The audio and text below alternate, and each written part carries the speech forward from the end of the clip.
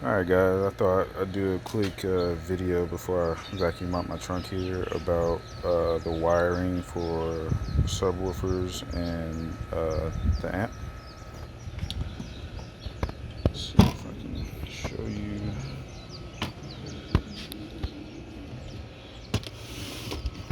So for the power, well, let me start by saying I have a 1,000 watt Kenwood amp and two Kenwood 12-inch subwoofers in a box enclosed.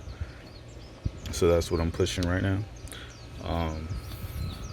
To get to the power for the amp and the subs is going to be located in that cavity on the right hand side.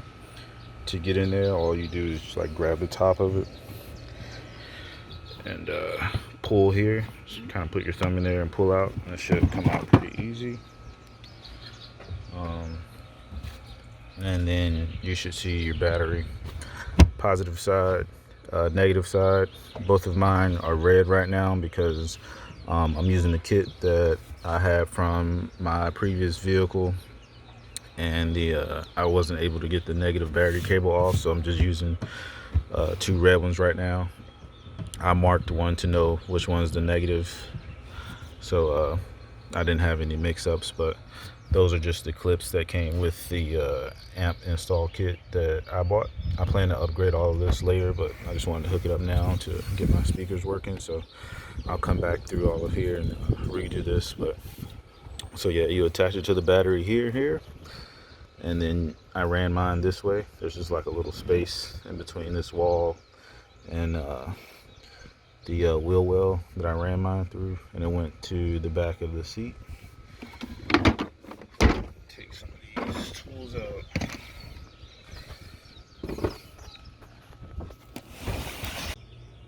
So you can see back here where it popped up at.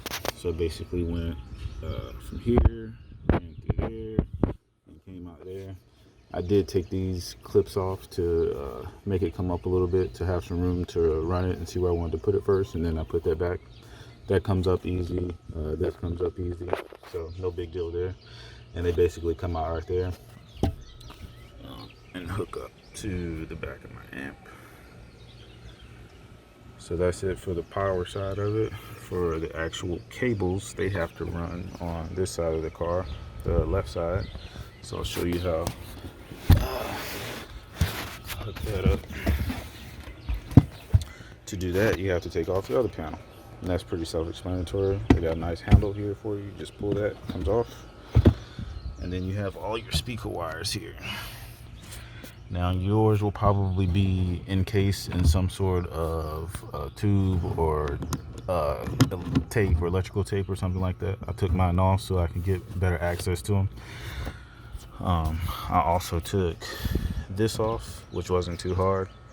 It's basically 1, 2 clips. Then you have like some plastic nuts here, and this has a nut too at the bottom of it, I think, somewhere back there, that you have to take off. And up here, it wasn't too hard. And once you take that off, you can see the factory amp that's under here that they have for it. All right. Yeah, so in order to make the lines work correctly with the amp, you'll have to buy a line output converter. That's what that looks like.